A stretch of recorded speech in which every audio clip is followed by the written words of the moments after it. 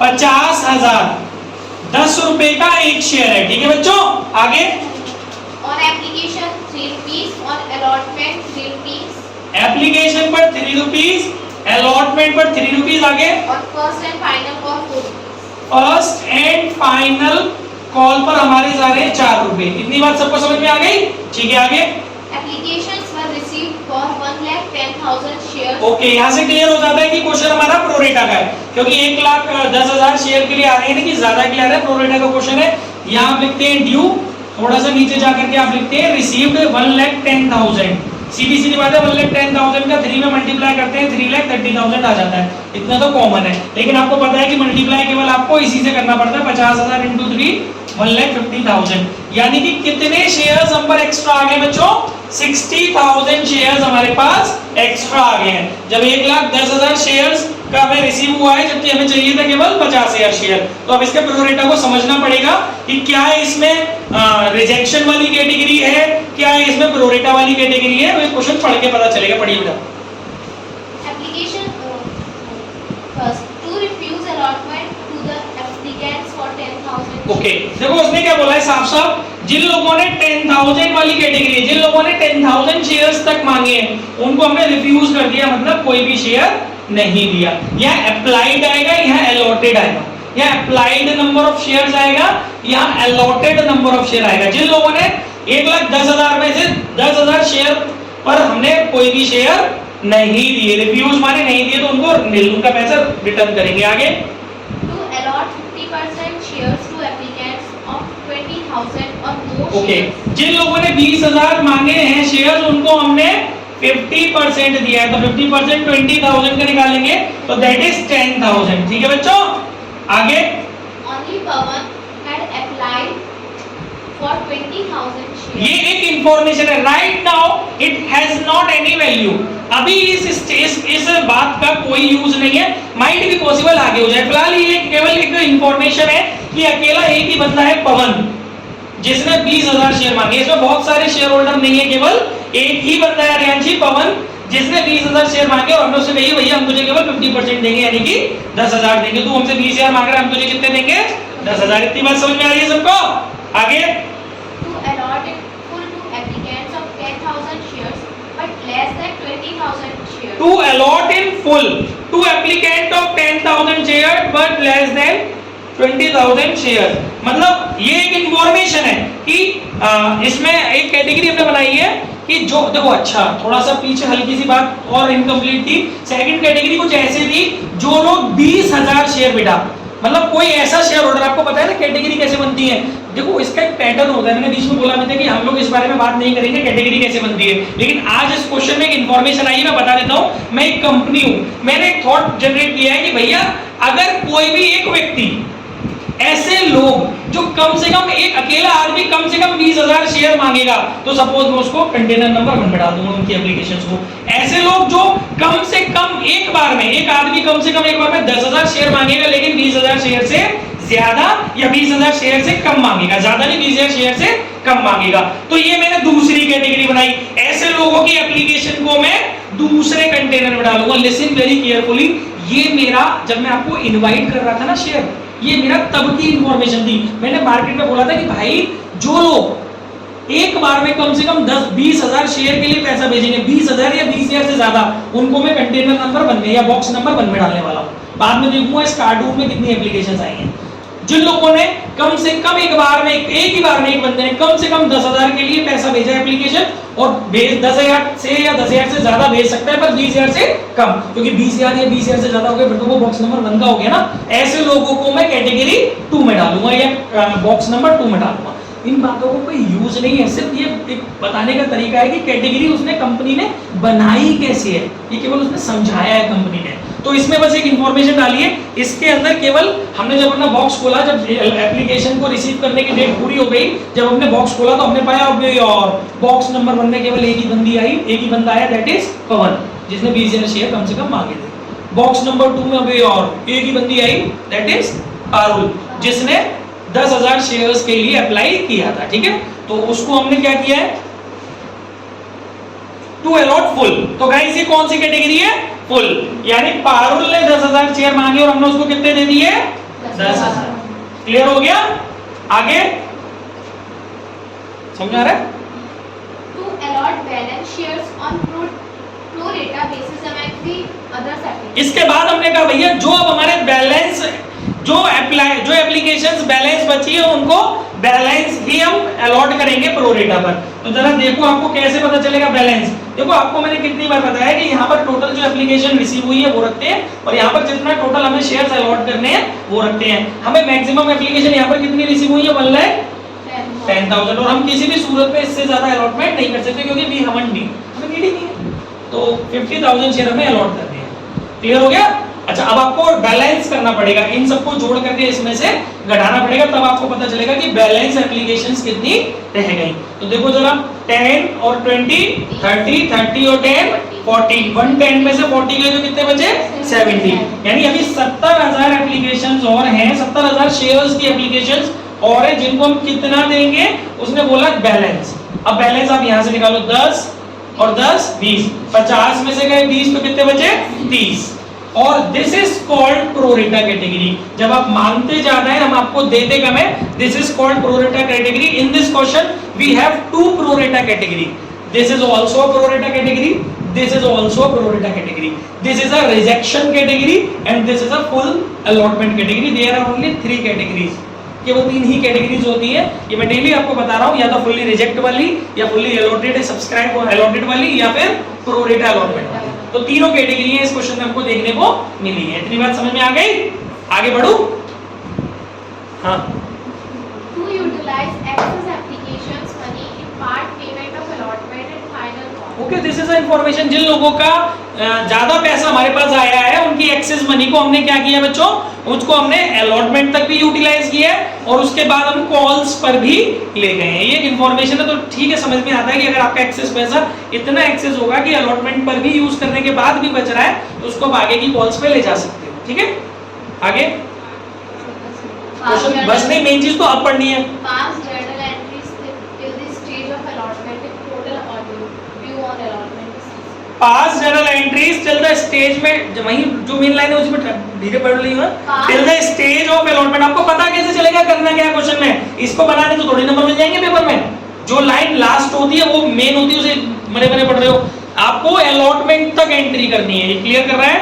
Clearly उसने बोला है कि पास journal entries till the stage of allotment, मतलब आपको फर्स्ट कॉल वगैरह की एंट्री नहीं करनी till the stage of allotment. पता ही नहीं चलेगा कि करना क्या है तो कैसे पता चलेगा?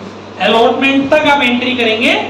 If total amount due on allotment is received, यानी कि यहां से क्लियरली पता चल रहा है कि there is no call in arrear, there is no call in advance in this question. ना तो कोई कॉल इन एडवांस है ना कोई कॉल इन एरियर है। तो देखो केवल कुछ बच्चों की डिमांड थी कि प्रो रेटा को थोड़ा और अच्छे से समझाओ, तो इसलिए मैंने ये क्वेश्चन चूज किया है कि आपको मल्टीपल कैटेगरीज वाला क्वेश्चन एक जगह मिल सके। ठीक है, तो गाइस एज यूजुअली आपको पता है कि जिसको आप फुल देते हो उसको आप छेड़ो मत। जो फुल्ली सब्सक्रिप्शन वाली मतलब फुल्ली अलॉटेड वाली कैटेगरी है उसको आप कुछ मत करो, तो इस कैटेगरी को तो बिल्कुल मत देखना।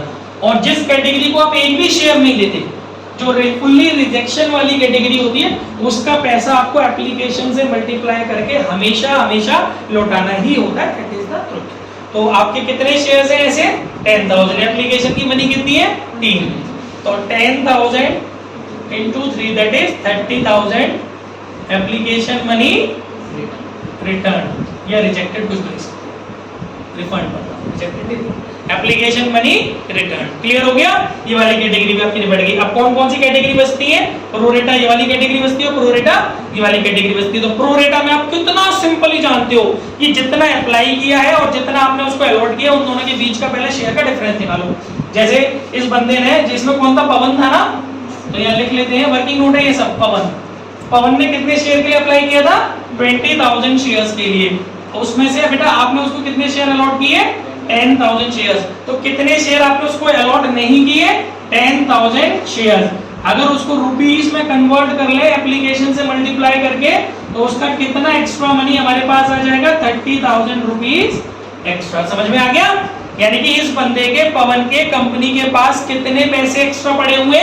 30,000 रुपए। वो ठीक है। अब आगे की बात ये है कि अब हमें क्या करना है? वी शुड चेक कि क्या हमें पवन से अलॉटमेंट मांगनी चाहिए या नहीं मांगनी चाहिए। या फिर अलॉटमेंट कितने रुपए की मांगनी चाहिए। तो देखो भाई, आपने पवन को कितने शेयर अलॉट किए हैं। जब भी आपको चेक करना होता है तो आपको हमेशा अलॉटेड नंबर ऑफ शेयर से मल्टीप्लाई करना होता है। बेटा आपने पवन वाली कैटेगरी को कितने शेयर अलॉट किए हैं, 10,000। और जो आप अलॉटमेंट मांगने जा रहे हो वो कितनी मांगने जा रहे हो, सॉरी जो आप अलॉटमेंट मांगने जा रहे हो वो कितनी मांगने जा रहे हो, 3 रुपए की। तो बेटा आपको पवन से अलॉटमेंट पे कितने रुपए चाहिए होंगे, 30,000। तो पवन का एडवांस कितना पड़ा हुआ है, 30,000। तो क्या पवन कुछ देगा, नहीं। तो ये हो गया, इसको आप लिख सकती हो, जो एक्स्ट्रा लिखा है ना उसको आप यहाँ लिख सकती हो, एक्स्ट्रा से हटा करके एडजस्टेड ऑन अलॉटमेंट। और जब वो नहीं देगा तो यहाँ पर आप पहले तो ये उम्मीद करो कि कितने आने चाहिए थे, आप उसमें से 30,000 की उम्मीद अब मत करो। ठीक है, इतनी बात सबको समझ में आ गई। चलिए अब ये वाली कैटेगरी भी हमारी पूरी तरीके से फिनिश हो गई। अब केवल एक ही कैटेगरी बची है 70,000 को 30,000 वाली, उसमें तो बहुत सारे लोगों के नाम हो सकते हैं ना। तो अब क्या करना है भाई, वही प्रोरेटा में जो पवन के साथ किया था वही फोर्थ कैटेगरी के साथ करेंगे। इन लोगों ने अप्लाइड कितने के लिए किया था, 70,000 के लिए। आपने इनको अलॉट कितने किए, 30,000। तो इनका कितने शेयर का पैसा हमारे पास पड़ा हुआ है, 40,000। इसे रुपीस में कन्वर्ट करते हैं तो कितना बन जाता है, 1,20,000 रुपीस एक्स्ट्रा। यहाँ तक समझ में आ गया, यहाँ तक किसी को कोई दिक्कत। हाँ मोनिका, सबको समझ में आ रहा है पीछे दिव्या। अच्छा अब आप देखिए कि इन लोगों से क्या हमें मांगना चाहिए अलॉटमेंट या नहीं, और ये चेक करने के लिए किससे मल्टीप्लाई करते हैं, हमेशा अलॉटेड से। कितने शेयर आपने उनको अलॉट किए हैं, 30,000। एप्लीकेशन तो हो चुकी है, अब एप्लीकेशन से बार बार क्या करना। अब आप अलॉटमेंट देखो, अलॉटमेंट कितने रुपए की है, 3 रुपए की। तो आपको कितना पैसा चाहिए, 90,000। क्या वो देंगे 90,000, क्यों देंगे भाई, उनका कितना पैसा एक्स्ट्रा पड़ा है आपके पास, 1,20,000। तो आपके हक से उनसे 90,000 मांगोगे, यानी कि पूरे के पूरे 90,000 रुपए यहाँ से नहीं आने वाले। तो आने क्या वाला है, एग्जैक्टली 30,000 आने वाला है। ठीक है ना। तो आप यहाँ लिख सकती हो एडजस्टेड ऑन अलॉटमेंट। अभी भी 1,20,000 में से जब आप ये 90,000 घटाओगी, अभी भी उन लोगों का कितना पैसा एक्स्ट्रा है बेटा, 30,000 रुपीज एक्स्ट्रा है। इतनी बात सबकी समझ में आ गई, किसी को कोई डाउट है, कोई डाउट है किसी को। ठीक है, अब उसने बोला है हमसे क्वेश्चन में कि अगर वो नहीं बोलता तो हम रिटर्न कर सकते थे। उसने बोला है कि आगे आप कॉल्स पे ले जाओ, नहीं भी बोलेंगे तो हम कॉल्स पे ले जाते होते हैं। ठीक है, तो आप कॉल्स पे ले जाओ। चलो तो कैसे ले जाओगे, चेक करना पड़ेगा भाई, आपने कितने शेयर दिए उनको, 30,000। नेक्स्ट कॉल कितने की बनेगी, तो आपको उनसे कितने रुपए चाहिए, 1,20,000। लेकिन आपके पास उनके कितने पैसे पड़े हैं, तो सिर्फ कितने पैसे कम देंगे वो लोग, 30,000। 90,000 तो दे ही देंगे, मैं बोल रहा हूँ कितने पैसे वो लोग हमको कम देंगे, 30,000। तो कितना आपको कम मिलेगा सब्सक्रिप्शन, 30,000। तो पहले देखो रिक्वायर्ड अमाउंट कितना, मल्टीप्लाई करके 50,000 का 4 से 2 लाख रुपए का रिक्वायर्ड अमाउंट है ना, जिसमें से आपका माइंड सेट हो गया कि कितने पैसे आपके पास नहीं आएंगे, 30,000। कितने बचे, 1,00,000। क्लियर हुआ। और इसको यहाँ पे से आप एक्स्ट्रा हटा करके क्या लिख सकते हो, एडजस्टेड ऑन फर्स्ट। 50,000 का 4 से मल्टीप्लाई नहीं करोगे, ड्यू का अमाउंट नहीं निकालोगे, ड्यू के अमाउंट से ही तो फिर उसमें प्लस माइनस करके रिसीव्ड निकालते हैं। बिना रिसीव्ड कैसे आ जाएगा, बिना ड्यू करे। आपको देखना पड़ेगा ना कि पहले आपको पैसा कितना चाहिए। आपने 50,000 शेयर अलॉट किए हैं, 4 रुपए के हिसाब से आपकी फर्स्ट कॉल है, तो आपके 2 लाख रुपए बनेंगे ना। 2 लाख में से 30,000 आपके बचे, वो देगा नहीं वो, तो बाकी को तो ओवरऑल पैसा मिल गया ना, क्योंकि उसने बोला बाकी कोई पैसा हमारा रोका नहीं है। ठीक है, अब आप इसमें एंट्री करेंगे तो पहली आपकी हो गई रिसीव की, दूसरी हो गई आपकी ड्यू की, तीसरी आपकी हो गई रिटर्न की वाली हो गई, चौथी हो गई आपकी ये पूरी एडजस्टमेंट।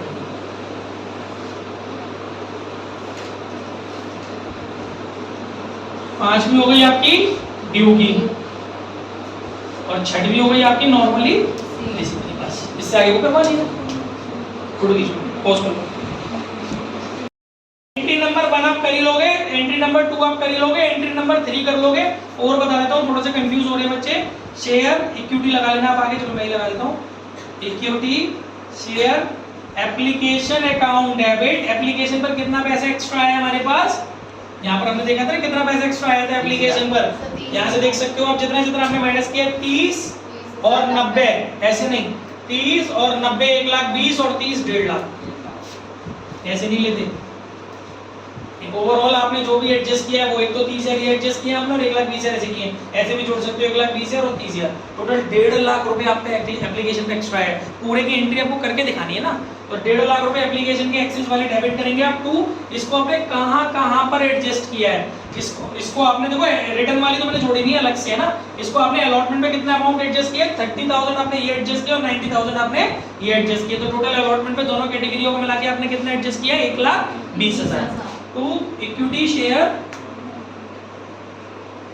अलॉटमेंट अकाउंट, मैं आपकी सुविधा के लिए यहाँ लिख भी दे रहा हूँ 30,000 प्लस 90,000 ऐसे मिलके बनाया वो 1,20,000, ठीक है। इसके बाद आपने पैसे को फर्स्ट कॉल पर भी ले गए एडजस्ट करने के लिए, और गाइस ये रूल हो गया है अब कि अगर आप फर्स्ट कॉल पे एडजस्ट करने जाते हैं तो फर्स्ट कॉल या सेकंड कॉल का नाम ना लिखकर आप उसको कॉल इन एडवांस लिखिए, टू कॉल इन एडवांस।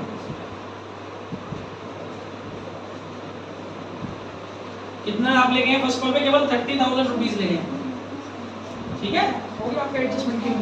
बाकी आपकी 5th एंट्री बिल्कुल सिंपल होगी, 6th एंट्री सिंपल होगी, 7th एंट्री सिंपल होगी, करनी नहीं है हालांकि। और अगर 8th करते आप, अगर आप 8th एंट्री करते तो फिर आप ये यहाँ से यहाँ तक की पूरी कॉल इन एडवांस को डेबिट करते हुए करते। हालांकि इसमें करनी नहीं है 8th एंट्री, पर फिर भी मैं बता दूं अगर होती तो क्या होती, bank account debit 1,70,000, call in advance account debit 30,000, क्योंकि ये जो कॉल इन एडवांस हमने क्रिएट किया एंट्री में, ये वाला कॉल इन एडवांस कभी भी बैलेंस शीट में नहीं जाता, तो इसको आपको अगर यहाँ क्रेडिट कर रही हो तो आगे किसी एंट्री में डेबिट करके फिनिश करना है, रिटर्न ऑफ करना है। तो यहाँ आपने क्रेडिट किया है तो यहाँ पर आप इस 8 नंबर की एंट्री में डेबिट करके उसको फिनिश करेंगे। Bank account debit, call in advance account debit 30,000 और बैंक में 1,70,000 डेबिट, कॉल इन एडवांस का 30,000 debit, to equity share first and final call 2 language. Okay,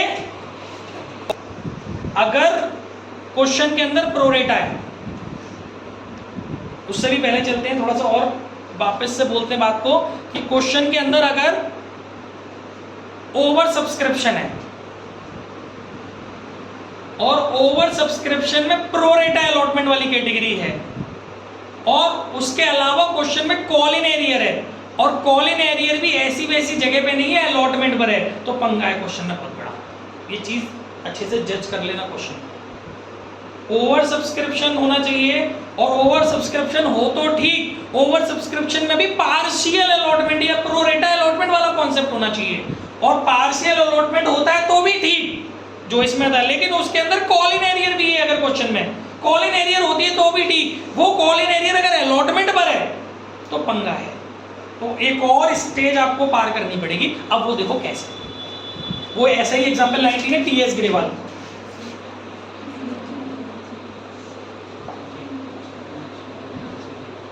ठीक है, पढ़ो।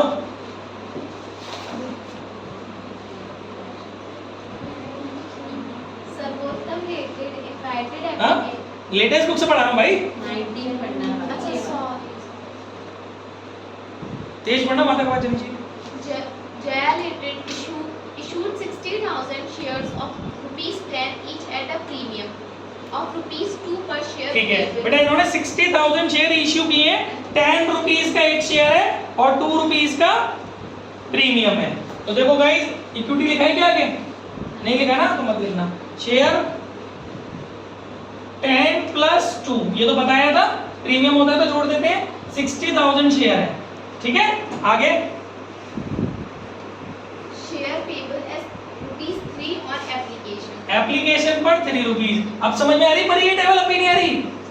एप्लीकेशन पर 3 रुपीज। आगे ₹5 इंक्लूडिंग प्रीमियम ऑन अलॉटमेंट। हाँ, तो अरियांशी अलॉटमेंट में 5 है तो 2 रुपए प्रीमियम भी है, तो 5 + 2 लिख दे, 3 + 2। यही गलती बच्चे जल्दबाजी में करते हैं, इंक्लूडिंग प्रीमियम में समझ लेते हैं कि प्रीमियम इंक्लूड करना है। समझ के भाई साहब, माने 3 + 2 करेंगे, 5 + 2 मत कर देना, उसमें इंक्लूडेड है ऑलरेडी, और प्रीमियम को पीछे रखना सुविधा रहती है। आगे on allotment and the balance of first and final. हाँ, अब ये बैलेंस कैसे निकालेंगे? कल पूछ रही थी, ऐसे बैलेंस निकलेगा 3 और 3 6। कैसे निकलेगा balance? First and final call का कैसे निकलेगा? देखो, अगर तुम सुनो, अगर तुम शेयर को 12 रुपए का एज्यूम कर रही हो, प्रीमियम जोड़ करके कैलकुलेशन फैला रही हो, तो यहाँ पर भी प्रीमियम जोड़ करके बैलेंस निकालना। जैसे कि अगर आपकी नजर में शेयर 12 का है तो फिर ये कितने हो गए? 3 और 5, 5 और 3 8, 12 में से 8 गए तब बचेगा 4। लेकिन अगर तुम फेस वैल्यू के साथ कैलकुलेशन करना चाहती हो, प्रीमियम अगर हो, तुम अगर शेयर 10 रुपए का ही मान रही हो, प्रीमियम को निगलेक्ट कर रही हो, तो फिर 10 के हिसाब से लोगी तो फिर बिना प्रीमियम के चलेंगे उधर भी। 3 और 3 6, 10 में से 6 गए तब भी बचेंगे 4, तो हर सूरत में बचेंगे वो 4 ही, कैसे भी सोचो। ठीक है, इतनी बात समझ में आ गई, आगे बढ़ो। Application were received for 82,000। Over subscription है, ठीक है। पहले यहाँ करा ड्यू, फिर यहाँ करा रिसीव। 82,000 का 3 से मल्टीप्लाई करेंगे। बाद में पूछो ये वाला कहाँ से आया, ये वाली स्टेप पूछती तुझे कहाँ से, 6000 और 8 दिए 24, 2,46,000, ठीक है साहब। और ड्यू तो आपको पता ही है कि उतनी ही करनी है, उससे ऊपर मतलब ही नहीं ड्यू। यहाँ पे भी ड्यू कर लो, इतना तो नॉर्मल होगी क्वेश्चन, ठीक है। अब आप देख सकते हो कि आपको 82,000 शेयर्स के लिए एप्लीकेशन मनी रिसीव हुई है और आपको उसको अलॉट करना है ओनली एंड ओनली 60,000 शेयर। अब देखना पड़ेगा इसमें कि एक कैटेगरी की एक से ज्यादा है, पढ़ो। The directors resolved to allot as follows. Applicants of 30,000 shares. 20,000 share, मतलब जिन लोगों ने 30,000 शेयर मांगे हैं उनको हमने कितने दिए बेटा, 20,000। तो ये प्रोरेटा हो गया, राइट। ज्यादा मांग रहे हो कम दे रहे हैं। आगे Applicants of 50,000 shares 40,000 shares. जिन लोगों ने 50 शेयर मांगे, गुण समझने में ध्यान दो, 50,000 शेयर मांगे उसको हमने कितने शेयर दिए, 40,000, ये भी समझ में आता है। आगे Applicants of 2,000 shares and nil. 2,000 वालों को हमने क्या करा है, निल। बच्चों कैटेगरी खत्म हो गई तो हमारा एक फर्ज बनता है कि एक बार हम इसका टोटल जरूर कर लें, क्योंकि कभी कभी ऐसा हो सकता है कि एक और कैटेगरी इसमें हाइड हो रखी हो जो बैलेंसिंग करके निकले, जैसे पीछे निकली थी। इसीलिए भले ही पूरा हो गया हो लेकिन हमें एक बार चेक करना जरूरी होता है, और ऐसे दिखा भी सकते हो। 30 और 50 80 और 2 82, ठीक है। फुल्ली अप्लाइड को हमने सेट कर दिया। 40 और 20 60, देख सकते हो आप। 80,000 82,000 वालों को 60,000 रुपए किस तरीके से दिए। तो गाइस आपको बहुत अच्छे से पता है कि जिसको आप एक भी शेयर नहीं दे रहे हो उसका पैसा आप क्या करोगे, रिटर्न करोगे। तो पहले इसका रिटर्न ही कर लो। 2000 से कितने का मल्टीप्लाई करोगे, 3 का। 6,000 रुपीज एप्लीकेशन मनी रिटर्न, ठीक है, समझ में आ गया। चलो ये बात खत्म हो गई। बाकी 30,000 वालों को आपने कितने दिए, 20,000। तो फर्स्ट कैटेगरी डाल लेते हैं हम यहाँ पर, ऐसे लिख लेते हैं कैटेगरी 1 फर्स्ट। इस कैटेगरी में क्या हो रहा है, जब 30,000 को 20,000 दे रहे हो तो माइनस करोगे तो आपके बचेंगे 10,000 शेयर्स। और इसको अगर रुपीस में कन्वर्ट करते हैं, करना ही होता है, करते हैं क्या, 30,000 रुपीज एक्स्ट्रा। इतनी बात समझ में आ गई, जैसा कि हर बार कर रहे हैं। अच्छा, इस कैटेगरी में ये कांड है। और चलो इस कैटेगरी के अकॉर्डिंग चल लेते हैं, आगे बढ़ो पहले।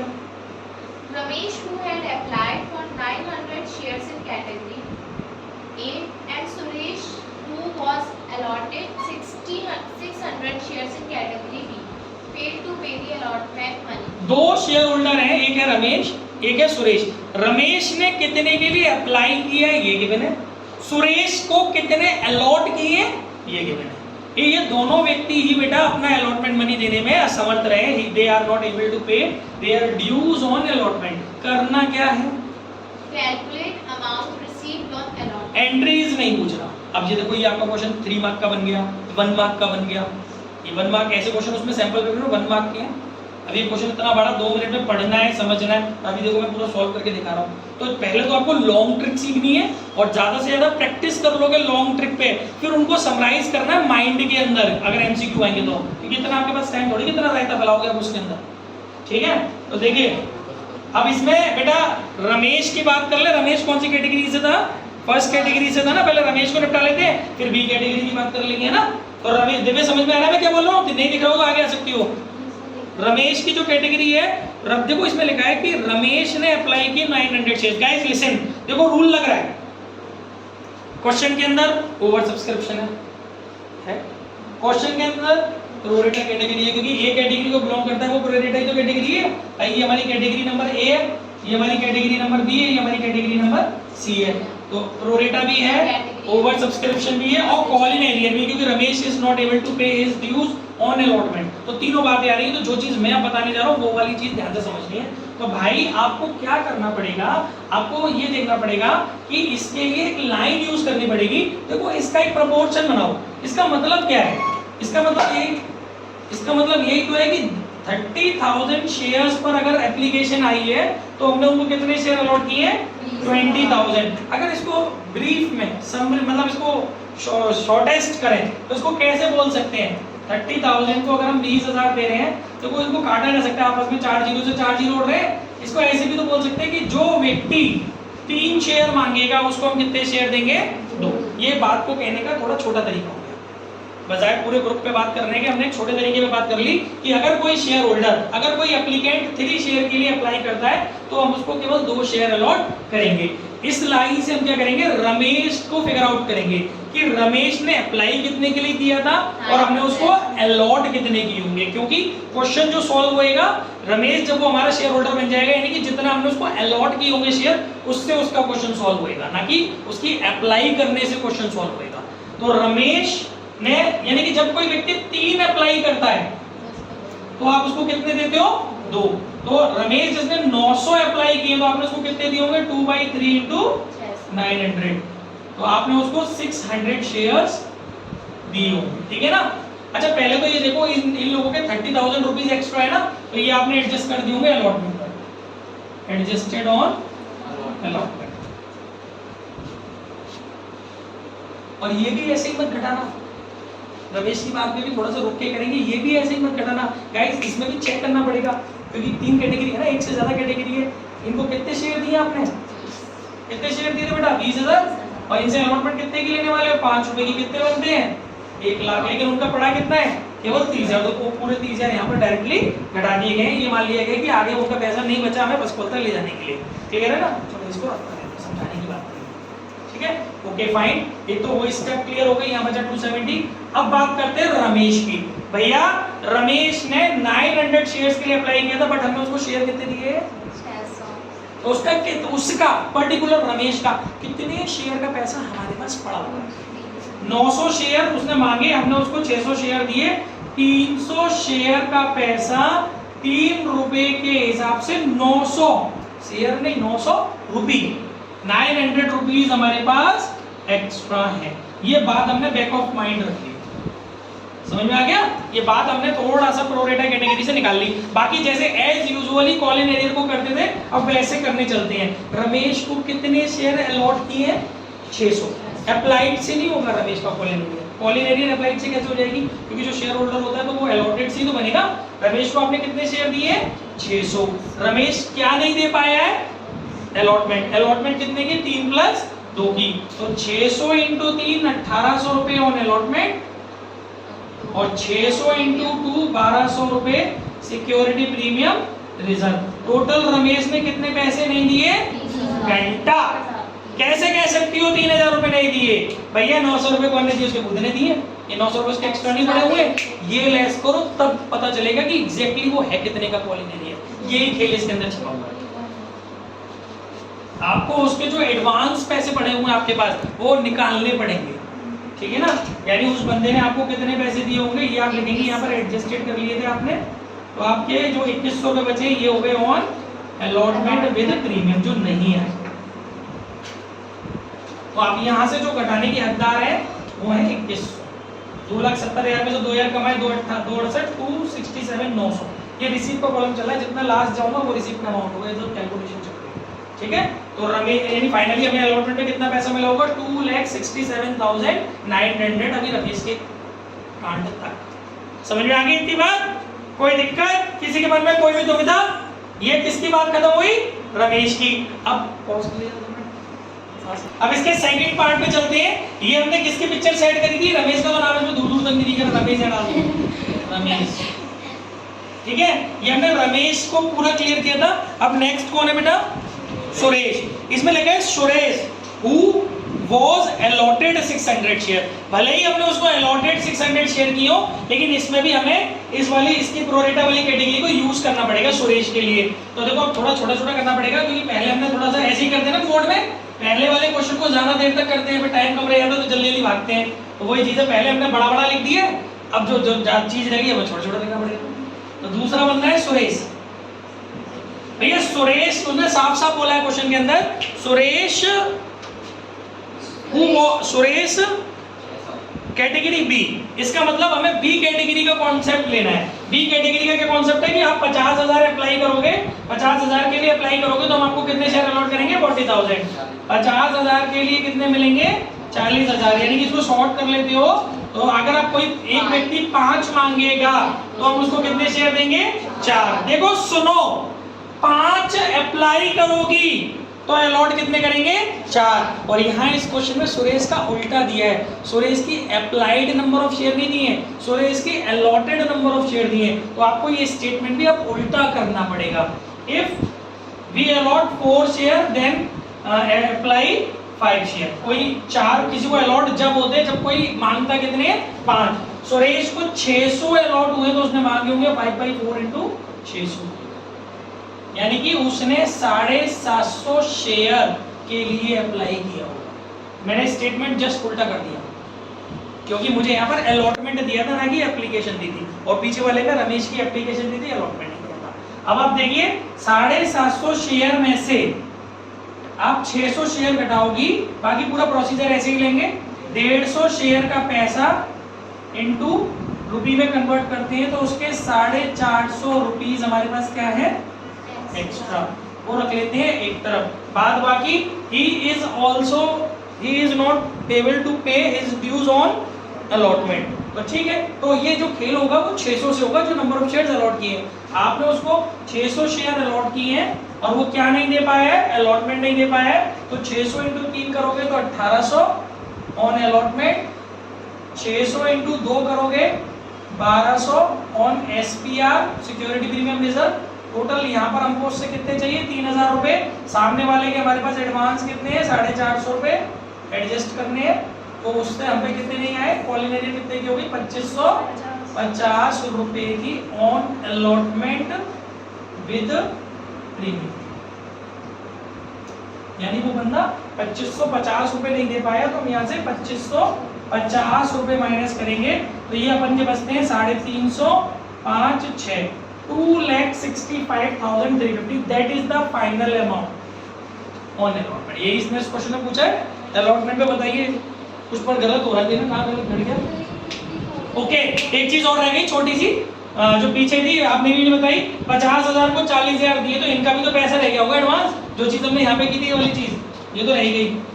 50,000 को 40,000 दिए हैं तो उनका कितने शेयर का पैसा एक्स्ट्रा पड़ा है हमारे पास 10,000 का। 3 रुपए के हिसाब से 30,000 एडजस्टेड। पहले वो घटाना पड़ेगा ना, इसमें से पहले घटेगा 30,000, ये हो गया 237,900। इसमें से घटा फिर 2550,